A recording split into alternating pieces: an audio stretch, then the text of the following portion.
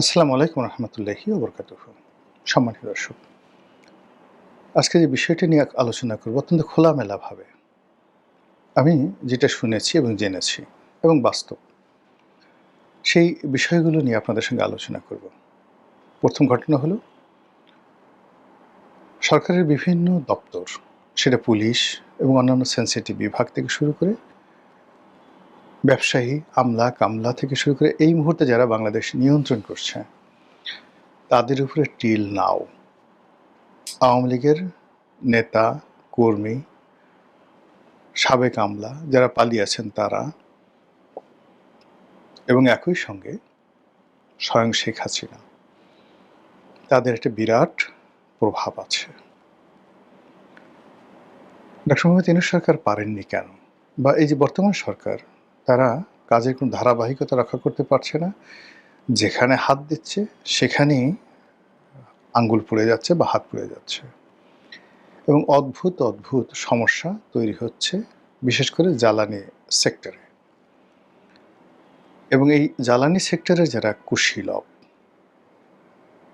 তারা কেউ জেলের মধ্যে আছেন, কেউ দেশের বাইরে আছেন।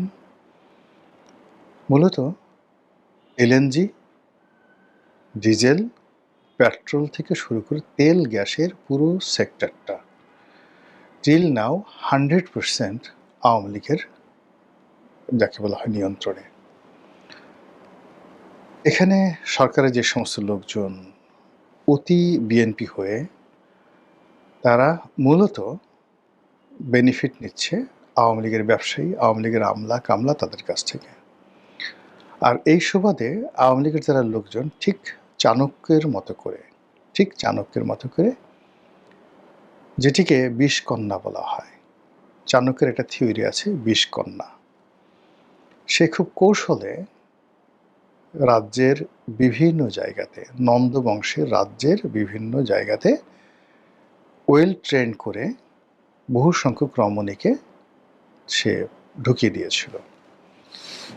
ফলে কি হলো দেখুন, মানে আপনারা জানেন যে পাক ভারত উপমহাদেশটা পৃথিবীর ইতিহাসে যে কজন শক্তিশালী রাজা তৈরি হয়েছিলেন এবং পৃথিবীর সবচেয়ে বড় সাম্রাজ্য প্রতিষ্ঠা করেছিলেন, শুধু সাম্রাজ্য নয়, সাম্রাজ্য, সুশাসন এবং একটা ডাইনেস্টি, সেক্ষেত্রে পৃথিবীতে 1, 2, 3 এরকম যদি নাম আসে, সবার আগে যে নামটি আসে তিনি হলেন চন্দ্রগুপ্ত মৌর্য।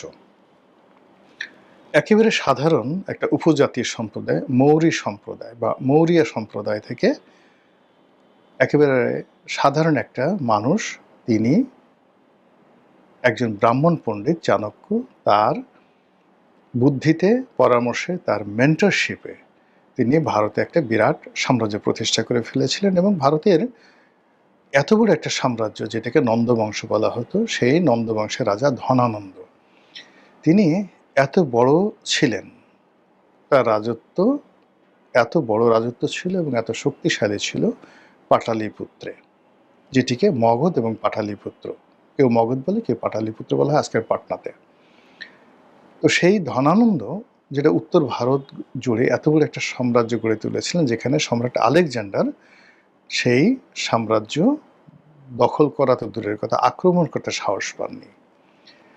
তো সেই সাম্রাজ্যকে অর্ধেকটা তিনি একেবারে শেষ করে দিয়েছিলেন বিষকন্যা থিওরির মাধ্যমে। সেই বিষকন্যা হলো যে ধনানন্দের সেনাপতি, আইজি, এরপর মন্ত্রী, এমপি, সভাসদ, আমির, ওমরা, সবার পেছনে সে একেবারে আফগানিস্তান থেকে আত্মঘাতী এরকম অসংখ্য, অন্ততপক্ষে 400-500 মেয়েকে তিনি ট্রেন করেছিলেন। তারা সুন্দরী, তারা ডেসপারেট, এবং তাদেরকে মস্তিষ্ক ধুলাই করা হয়েছিল। ঠিক আজকের যেভাবে জঙ্গিবাদ, আইএসের রিক্রুটমেন্ট, ঠিক এই আইএসের চাইতে আরও অনেক ডাইনামিক ওয়েতে তাদেরকে রিক্রুট করেছিল, যাদের উপাধি ছিল বিষকন্যা রূপে। এরা একটা সিঙ্গেল কেউ বেইমানি করেনি চাণক্যের সঙ্গে।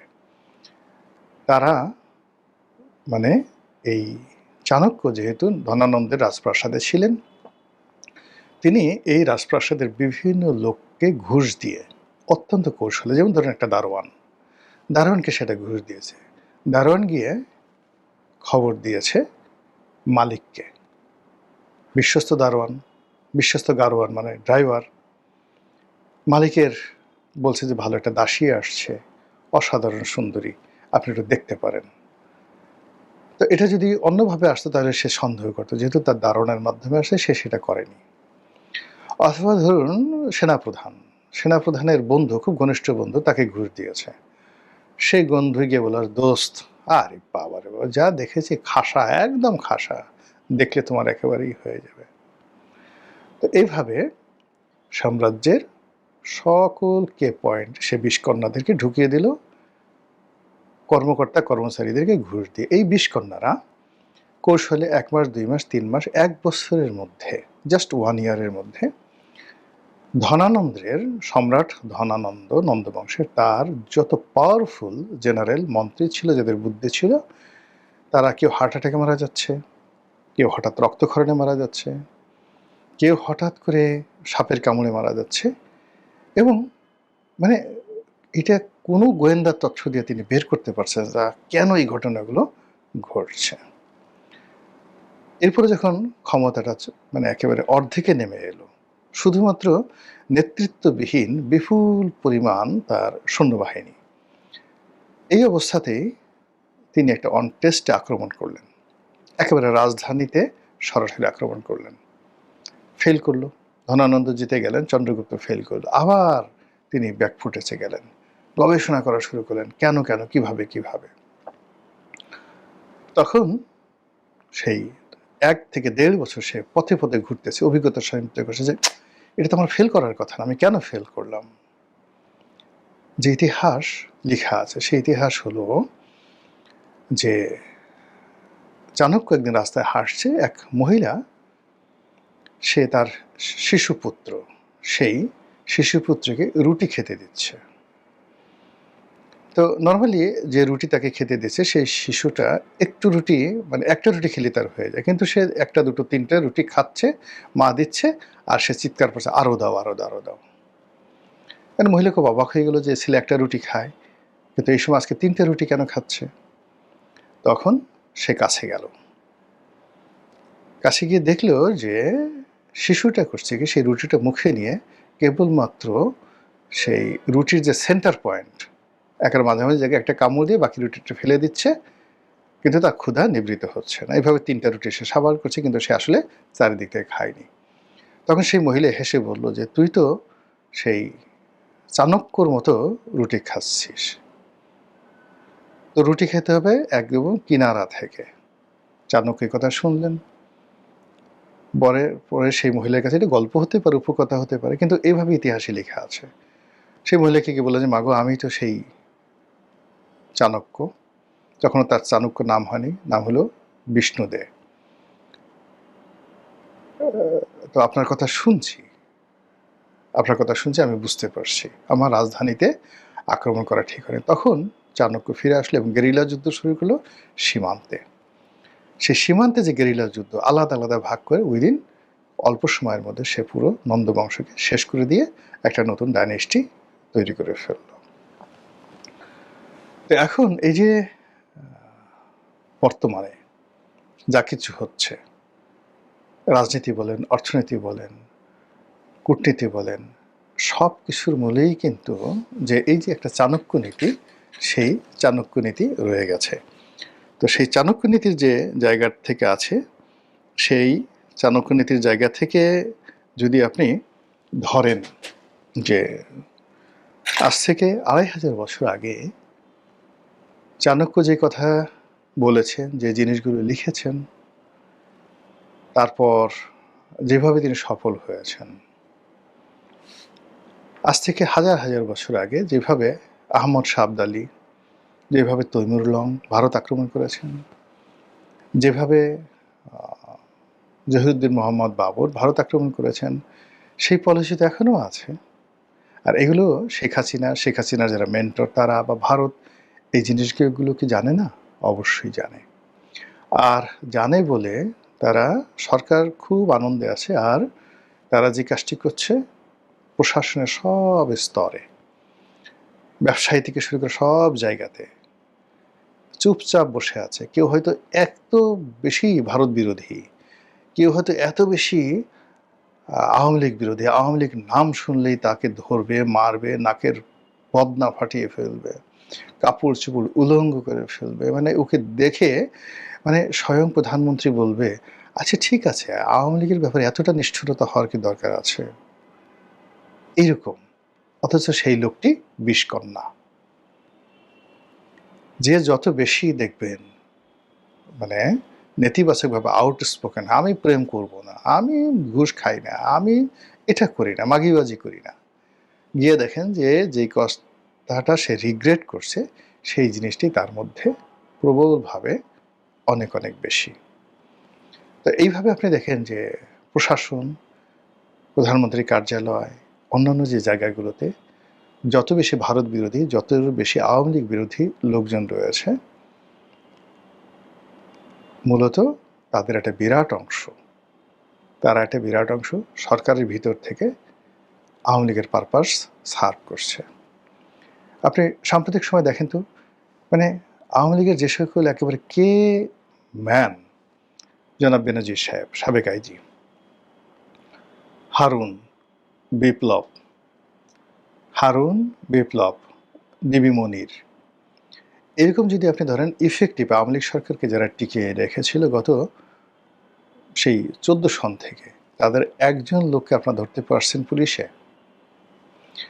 2 নম্বর হলো যে ছাত্রলীগ, যুবলীগ, আওয়ামী লীগের যে সকল ইফেক্টিভ যারা আন্দোলন করতে পারে, তাদের একটা সিঙ্গেল লোককে আপনি ধরতে পেরেছেন যারা গত 10 বছরে ইভেন 2024 সনের জুলাই আগস্টে রাজপথের সকল অপারেশন যারা নেতৃত্ব দিয়েছে, এভরিথিং, আওয়ামী লীগের সমস্ত অফিস, কেন্দ্রীয় অফিস, প্রধানমন্ত্রীর কার্যালয়, এবং যাদের সঙ্গে কল রেকর্ডে ডেইলি 10 বার প্রধানমন্ত্রীর কথা হতো, আগস্ট মাসের 5 তারিখ থেকে একেবারে সেই এপ্রিল মাস পর্যন্ত আপনি কল লিস্টে দেখেন সেরকম একজন সিঙ্গেল লোককে আপনি ধরতে পেরেছেন কিনা? একমাত্র জিয়াউল আহসান, এবং জিয়াউল আহসান যে ধরা পড়বে, এটা জিয়াউল আহসান যখন লেফটেন্যান্ট কর্নেল, তখনই আমাকে একদিন সে বলেছিল যে আমাকে তো আসলে আর্মি ধরায় দেবে, বাইরের কোনো লোক আমাকে ধরতে হবে না, আর্মি আমাকে ধরিয়ে দেবে, এবং আর্মি তাকে ধরিয়ে দিয়েছে। তো যেখানে আপনি ধরেন যাদেরকে খরচের খাতায় ফেলা হয়েছে, যাদেরকে মানে শেখ হাসিনার নজরে হয়তো কেউ কেউ ভালো ছিলেন, কিন্তু এখানে যে সিন্ডিকেট যারা ছিল সেই সিন্ডিকেটের নজরে যারা ভালো না, তারা ধরা পড়েছেন, তারাই বিচারের অধীন পড়েছেন। আর বাকি যারা ইফেক্টিভ চ্যানেল মেনটেন করতেন তারা সবাই, এমনকি এই 2026 সনে আওয়ামী লীগ মানে বিএনপি ক্ষমতা আসার পরেও আওয়ামী লীগের বহু ইফেক্টিভ নেতা সীমান্ত পাড়ি দিয়ে প্রথমে ভারত গেছেন, আবার ভারত থেকে তারা সদল বলে আমেরিকা যাচ্ছেন, লন্ডন যাচ্ছেন। আপনি কি লেমন জুস খাচ্ছেন কথাবার্তা বলে খালি বললে হবে? আপনি আওয়ামী লীগের কত হাজার লোক কলকাতাতে আছে, কত হাজার লোক আগরতলাতে আছে, এবং সেখান থেকে তারা এত ঘন ঘন লন্ডনে যাচ্ছে, আমেরিকা যাচ্ছে, মানে তাদের টাকা পয়সা, ট্রাভেল পাস থেকে শুরু করে এই কাজটা কে করলো বলেন? কে তাদেরকে এই গত 2 বছরের মধ্যে, ধরুন যদি আওয়ামী লীগের 10,000 লোক, ইফেক্টিভ 10,000 লোক, এর মধ্যে চেয়ারম্যান আছে, উপজেলা চেয়ারম্যান আছে, এমপি আছে, এরকম 10,000 লোক যাদের সবারই 100 কোটি টাকা থেকে শুরু করে 10,000 কোটি টাকার মালিক, দেশের ভেতরে দেশের বাইরে, এই লোকগুলো আগস্ট মাসের 5 তারিখের আগে হাইয়েস্ট তারা পালাতে পেরেছে ধরুন 500, নট মোর দ্যান দ্যাট। তো 10,000 লোকের মধ্যে 500 হলো আগস্ট মাসের 5 তারিখে, বাকি লোকগুলো গেছে এই গত 2 বছরে। আচ্ছা, কারা পাঠিয়েছে বলেন তো? আমি পাঠিয়েছি? তারেক রহমান সাহেব পাঠিয়েছেন? কারা পাঠিয়েছেন তাদেরকে? এই যারা পাঠিয়েছেন এরাই হলেন শেখ হাসিনার রাইট হ্যান্ড। এরা এখনো শেখ হাসিনার কথাই বলে। আমি জাস্ট একটা ছোট্ট উদাহরণ দিই। ছাত্রলীগের খুব নামকরা একজন সেক্রেটারি ছিলেন, আমার বন্ধু মানুষ। তো পরবর্তীতে এমপি হয়েছিলেন, খুব নামকরা এমপি। তিনি অনেক দিন বাংলাদেশে পালিয়েছিলেন, অনেকদিন বাংলাদেশে পালিয়েছিলেন। পরে শেখ হাসিনা তাকে ভারত নেওয়ার ব্যবস্থা করে। আমি জিজ্ঞেস করলাম কীভাবে? কয় এটা প্রধানমন্ত্রী নিজে এটা ব্যবস্থা করছে। কীভাবে করছে আমি জানি না, হয়ে গেছে। জাস্ট একটা ছোটো কথা। আপনি ওই যে সরল সোজা মানুষ আবুল মাল আব্দুল মুহিত সাহেবের যে ভাই আবুল মোমেন সাহেব, তিনি যে বাংলাদেশে ছিলেন, কিভাবে গেছেন সেখানে কেউ না কেউ তো তাকে পাঠিয়েছে। কিছু টাকাও খরচ গেছে, তার সঙ্গে সঙ্গে কেউ না কেউ তাকে পাঠিয়েছে। কে পাঠিয়েছে বলেন তো?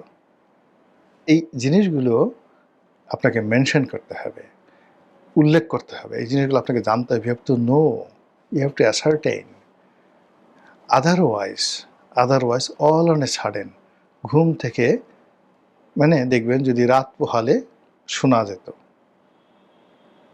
এরকম ঘটনা ঘটে যাবে।